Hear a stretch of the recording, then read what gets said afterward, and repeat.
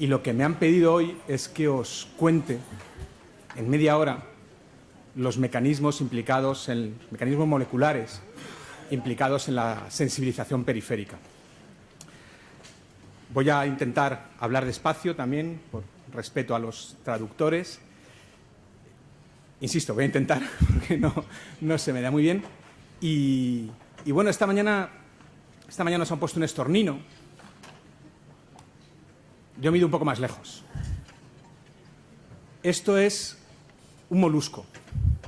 Esto es Aplysia elegans. Aplysia elegans, un auditorio, Aplysia elegans. Perdón, es verdad. Disculpadme. ¿Por qué? ¿Por qué he traído la Aplysia elegans aquí a esta charla? Pues veréis, igual lo de la sensibilización os parece que es algo como muy moderno, ¿no? Hablar de sensibilización. Se habla mucho, sobre todo, de sensibilización central, un poquito menos de periférica. La sensibilización no es un fenómeno nuevo. En 1965, un grupo francés, en Arcachon, trabajan con este molusco, con Aplysia, y se dan cuenta que cuando estimulan la branquia, aquí, la branquia del molusco, tocando el sifón, se produce una contracción de la branquia. Bueno, hay investigadores que sigan estas cosas, no me preguntéis por qué. Le tocan el sifón a un molusco. Bueno, lo increíble es que si antes de tocar con un estímulo táctil la branquia de Aplysia estimulaban eléctricamente la cola del molusco, la contracción, como veis aquí, era mayor. Aquí tenéis el trabajo inicial, 1965, que demuestra que si había un estímulo eléctrico previo, la contracción era muy superior. Ellos a esto no lo llamaron sensibilización, lo llamaron facilitación. 1965. 40 años más tarde, 35 años más tarde, en el año 2000, a Eric Kandel le dieron el premio Nobel por su participación en el descubrimiento de los procesos de sensibilización celular. Si vamos avanzando y nos vamos al mundo del dolor, que es la sensibilización periférica, lo que vais a leer es esto. Es un aumento de la respuesta y disminución del umbral de neuronas nociceptivas periféricas cuando se estimulan sus campos receptoriales. ¿Qué quiere decir esto? Quiere decir que si en una situación normal una neurona, cuando es estimulada en la periferia, si existe un proceso de sensibilización periférica, incluso una cantidad menor de estimulación va a ser capaz de provocar una respuesta muy superior en la médula espinal. La misma neurona, el mismo estímulo, mucha más información en la médula espinal. La cantidad de información nociceptiva que se transmite es muy superior. Por supuesto, los cambios en la periferia van a influir en los cambios en el ganglio de la raíz dorsal, donde se encuentra el cuerpo de esa neurona, de ese nociceptor, y por supuesto van a influir en la médula espinal. A mí me han pedido que os hable de lo que pasa aquí. Sé que mañana os van a hablar de lo que pasa aquí, y vais a conocer las glías, que ya hemos hablado esta mañana también de ellas y todo eso. Yo me voy a quedar aquí, en la periferia. Y como vamos con retraso y al final no sé si voy a tardar mucho o poco, y al final los mensajes se diluyen, voy a empezar por la conclusión de mi charla. La conclusión de mi charla, lo más importante, es que cuando se produce un proceso de sensibilización periférica, cuando se producen cambios en esa neurona que os decía que va a transmitir más información nociceptiva, esos cambios en la periferia van a afectar a lo que ocurre en la médula espinal, como veremos mañana. Esos cambios que se van a producir en la médula espinal y que conocemos como sensibilización central, va a suponer que más información nociceptiva se va a enviar hacia los centros superiores del sistema nervioso central, hacia el cerebro, y significa que desde el cerebro más información pro-nociceptiva se va a enviar hacia la médula espinal.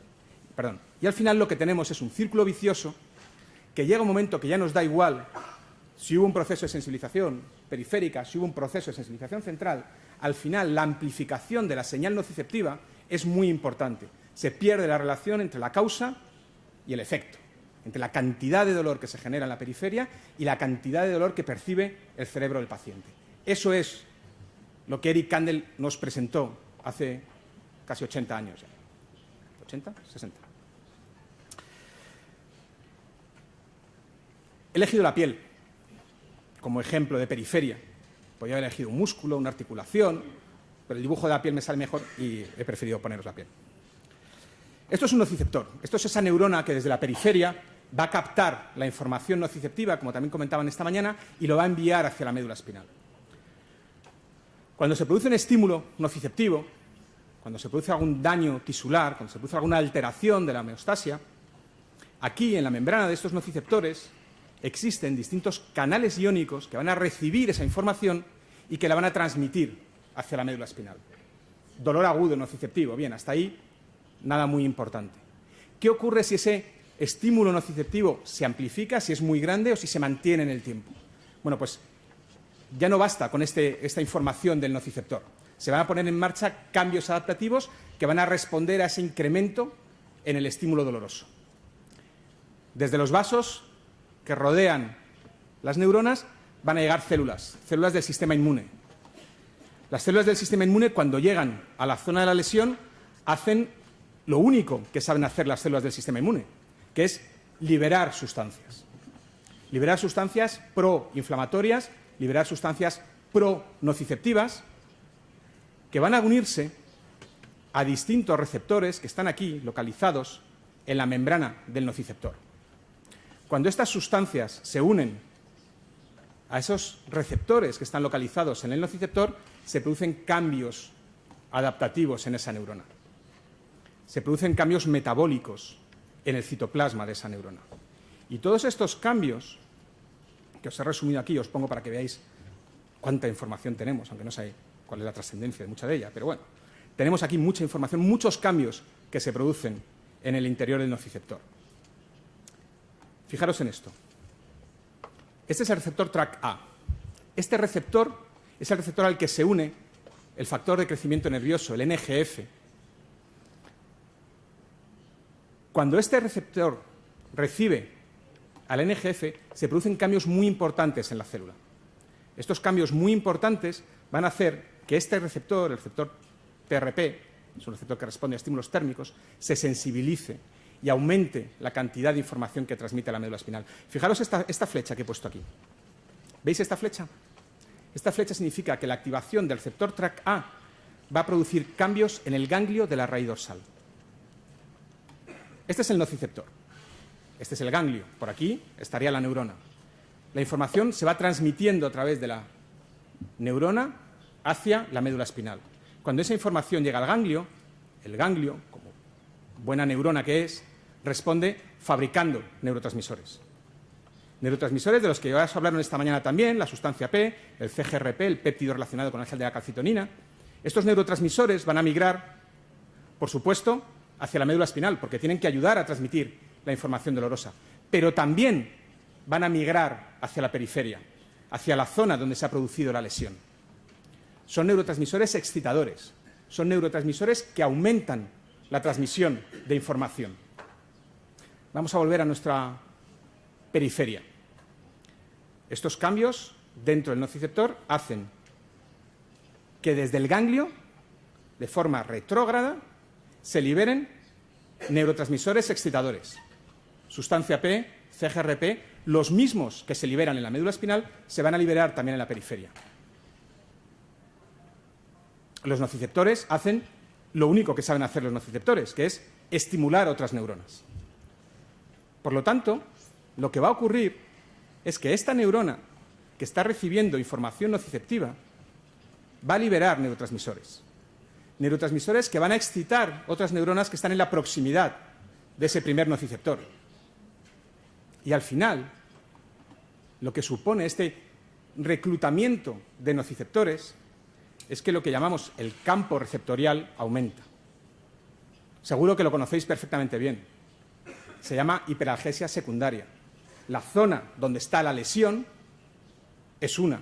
La zona donde se percibe el dolor es muy superior. ¿Por qué? Porque todos esos neurotransmisores que desde el ganglio han provocado esa liberación, esa activación, ese reclutamiento de otros nociceptores, hacen que la cantidad de información que se vaya a transmitir hacia la médula espinal sea muy superior. ¿Os acordáis la definición de sensibilización periférica? Aumento de la respuesta. Este aumento de la respuesta está provocado por un cada vez mayor número de receptores, de nociceptores, que están contribuyendo a transmitir información nociceptiva hacia la médula espinal. ¿Bien? Permitidme una especie de digresión.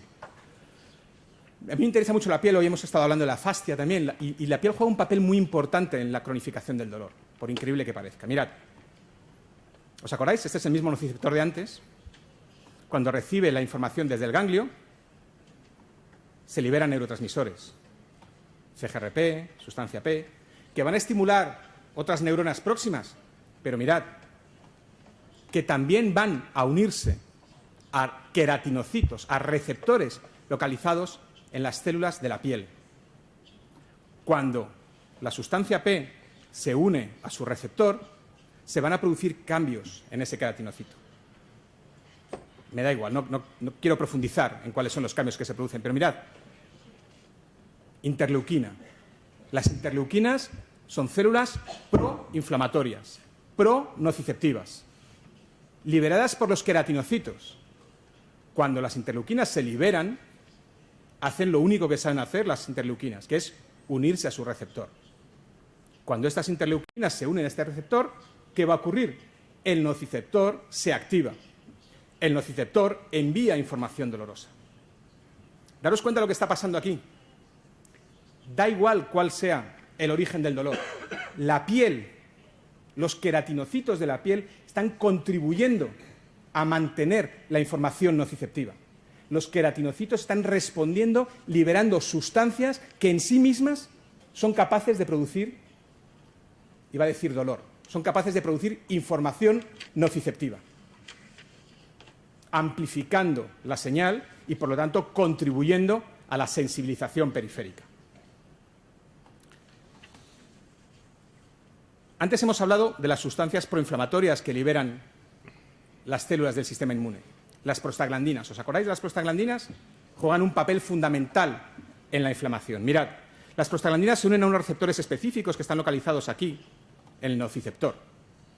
Cuando las prostaglandinas se unen a sus receptores específicos, activan la adenilato ciclasa. La activación de la adenilato... Yo sé que esto dices estas chorradas, para que entendáis el proceso. Me da igual los nombres, quiero que entendáis la visión en su conjunto. La adenilato ciclasa va a convertir el ATP en AMP cíclico. El AMP cíclico va a contribuir a la formación de una enzima que es la proteínquinasa A. Y después, ese AMP cíclico va a ser extraído fuera de la neurona. Fuera de la neurona, el AMP cíclico se va a transformar en AMP. Y de AMP se va a transformar en adenosina. Y como adenosina, se va a unir a un receptor específico también localizado en ese nociceptor. La unión de la adenosina a su receptor va a provocar la síntesis de otra enzima, la proteínquinasa C. Mirad, la proteínquinasa A juega un papel muy importante en las primeras fases de transmisión del dolor. Pero sabemos que si el estímulo doloroso se mantiene en el tiempo, esta activación mediada por adenosina hace que se active la proteínquinasa C. Y la proteínquinasa C es una proteína implicada en la memoria celular. La proteínquinasa C, que se libera en cantidades muy importantes en el hipocampo, juega un papel fundamental en los procesos de memoria celular. Esas neuronas donde se libera proteínquinasa C recuerdan mejor. Por lo tanto, cuando se produce un segundo estímulo, van a responder antes. ¿Os acordáis la definición? Aumento de la respuesta y disminución del umbral. ¿Qué significa disminución del umbral? Que con un estímulo nociceptivo menor, la neurona empieza a transmitir información. ¿Por qué? Porque la presencia de esa proteínquinasa C hace que que el nociceptor recuerde la señal y responda de forma mucho más rápida. Esto los psicólogos y los psiquiatras lo llaman long-term potentiation, es un proceso que tiene que ver con la recuperación de memoria, con la recuperación de recuerdos. Pues lo mismo que pasa en el hipocampo pasa en las neuronas de la periferia. Y esas neuronas, sometidas a estímulos continuados, van a recordar mucho mejor y van a transmitir mucha más información hacia el ganglio de la raíz dorsal. Pero estos cambios no se producen solo en situaciones de dolor inflamatorio. Mirad, esto es un trabajo en ratas, ya sabéis que es lo mío, con un modelo animal de dolor neuropático. ¿Cómo estudiamos el dolor neuropático en los animales de laboratorio? Lo provocamos nosotros. En este caso en concreto, en este ejemplo, lo que hacemos es hacer una ligadura del nervio ciático de la rata. Esas caras de sorpresa. Se aísla el nervio ciático, se hacen 2 o 3 pequeñas ligaduras en el nervio, no con la idea de dejar coja a la rata, sino con la idea de que el roce con el nervio provoque un dolor parecido al que sienten vuestros pacientes cuando tienen una radioleucopatía o un túnel carpiano del que también se ha hablado esta mañana. Queremos erosionar el nervio. Cuando erosionamos el nervio de la rata, se producen unos cambios en la conducta que se asocian a dolor neuropático. Ese es nuestro modelo de dolor neuropático. En este ejemplo, en este trabajo que os traigo, después de hacer una ligadura del nervio ciático de la rata, han mirado a ver cómo estaban los nociceptores en esta planta, la planta directamente, la ipsilateral, la misma planta donde se había hecho la ligadura del nervio ciático. Mirad, esto sería una pata normal, con una serie de fibras nerviosas que liberan distintos tipos de neurotransmisores y que se distribuyen de forma homogénea en toda la superficie de la pata de la rata.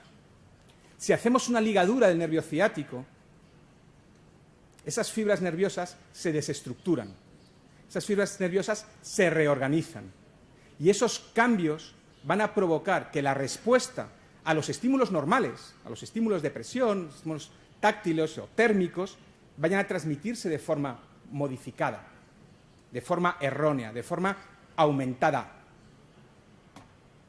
Además, se liberan, si lo veis aquí, células de Langerhans, que son células que están ahí, no sabemos muy bien cuál es el papel que juegan, pero contribuyen de forma muy importante a la sensibilización periférica. Hemos cambiado el ambiente periférico, hemos cambiado el funcionamiento, la relación que mantiene el exterior con el interior, con la periferia, con el sistema nervioso.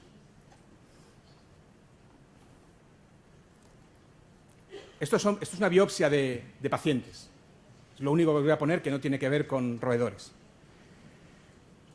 En un modelo, en una situación de dolor neuropático, en una neuropatía de fibras finas, esto sería una biopsia control.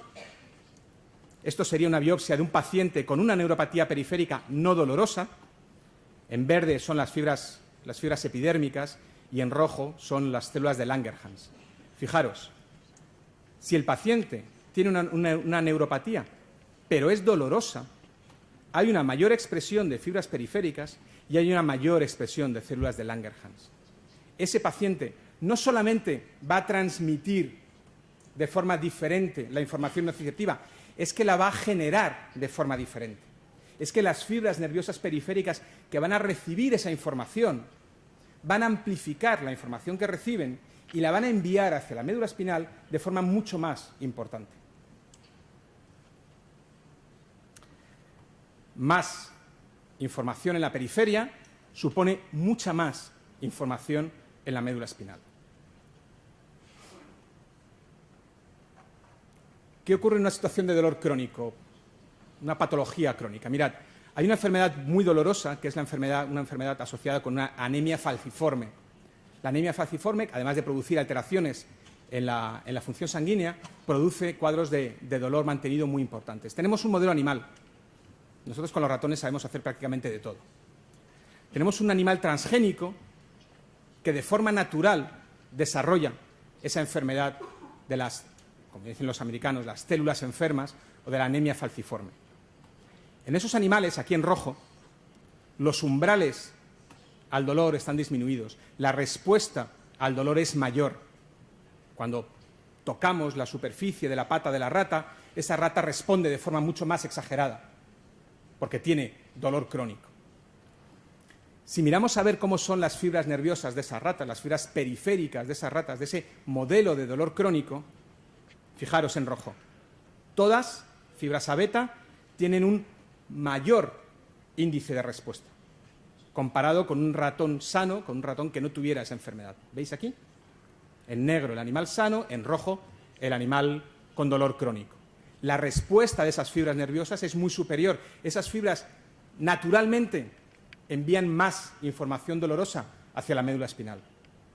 Por lo tanto, son los cambios que se producen en la periferia los que provocan que ese animal tenga una mayor respuesta al dolor, una mayor sensación de dolor. Esto confirma lo que os estaba contando, es decir, una sensibilización periférica, unos cambios en la percepción del dolor en la periferia que envía más información hacia la médula espinal.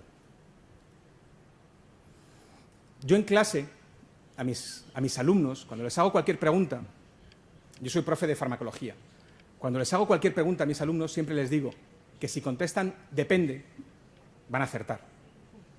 Porque no hay verdades absolutas, porque todo depende.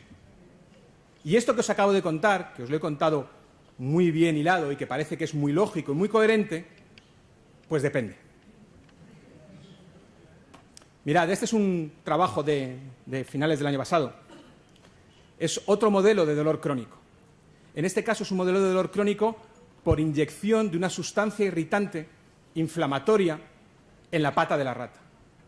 Inyectamos una sustancia que se llama CFA, coadyuvante de Freud, que produce una inflamación muy importante en la pata y esa inflamación se prolonga durante muchos días, durante muchas semanas. Lógicamente eso al animal le produce daño, no sabemos si dolor, pero por lo menos sí que hay unos cambios en la conducta de esa rata, sacuden más la pata, se la lamen, la apoyan menos, etcétera, etcétera. Suponemos que eso se asocia a un mayor dolor. En este trabajo lo que han hecho, y si habéis puesto cara rara cuando habéis visto que pinchábamos la pata, ahora vais a poner una cara mucho más rara todavía, después de desarrollar ese modelo de dolor crónico, sacrifican al animal, le cortan la pata y abren la piel. Extienden la piel de la rata y estimulan los nervios periféricos de la piel de la rata. Pueden estimular con un filamento de von Frey, pueden aplicar presión y registran aquí, en un nervio periférico, en este caso el nervio safeno, registran ahí la actividad de esa fibra nociceptiva. Son animales que llevan una larga temporada con una situación de dolor crónico, con una situación de inflamación mantenida en la periferia. Esos animales tienen dolor. Mirad, esto sería un animal normal, sano, sin enfermedad. Esto sería un animal después de 2 días de administración de la sustancia proinflamatoria. Este es el mismo animal 8 semanas después. 2 meses después, el animal tiene su umbral al dolor aumentado, disminuido. Sacude más tiempo la pata, se la lame más tiempo, le está doliendo. De acuerdo a lo que nosotros hemos visto, a lo que yo os he contado ahora, si miráramos esas fibras nerviosas de esos animales, esas fibras nerviosas tenían que estar aumentando la transmisión de información, ¿verdad? Tendrían que mandar más información dolorosa, tendrían que responder antes, porque obviamente en este modelo tenemos que tener un proceso de sensibilización periférica. Pues no es el caso. Esto es una rata 2 días después de la administración de CFA, esto es una rata 8 semanas después, y estos son el número de fibras nerviosas periféricas que responden al estímulo nervioso.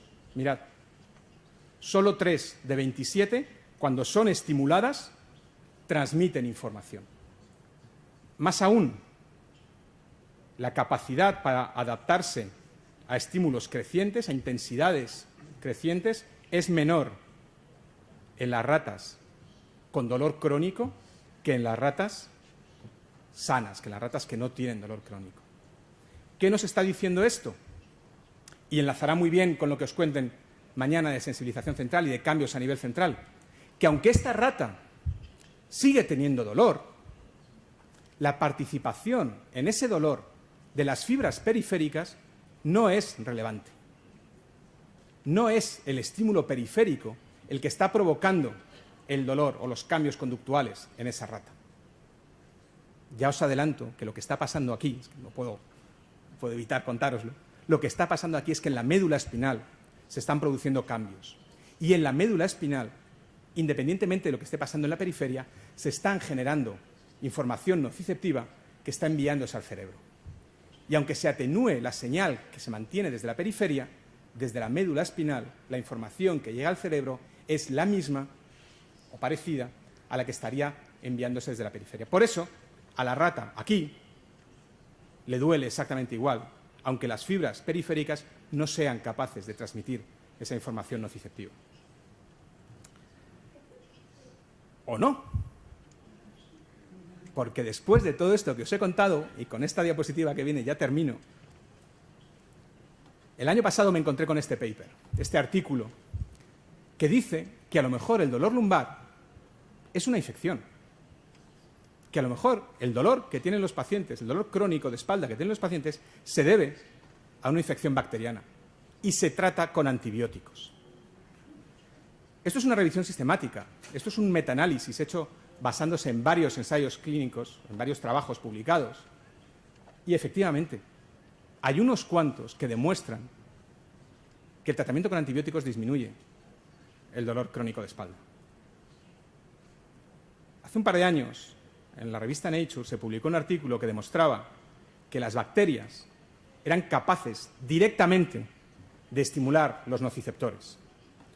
Este mismo grupo, hace una semana, ha publicado en la revista Pain, la revista más importante para los que nos dedicamos a la investigación del dolor, una revisión que demuestra que Mycobacterium, Cándida y distintos microorganismos son capaces directamente, no por el proceso inflamatorio derivado de la infección, no, directamente son capaces de estimular receptores localizados en la membrana del nociceptor que están transmitiendo información dolorosa. Eso significaría que vuestros pacientes con dolor, lo que tienen es una infección y que tratar la infección acabaría con todo el dolor de vuestros pacientes. Yo no me lo creo, ¿vale? Pero bueno, os lo he traído aquí para que lo tengáis. Muchas gracias.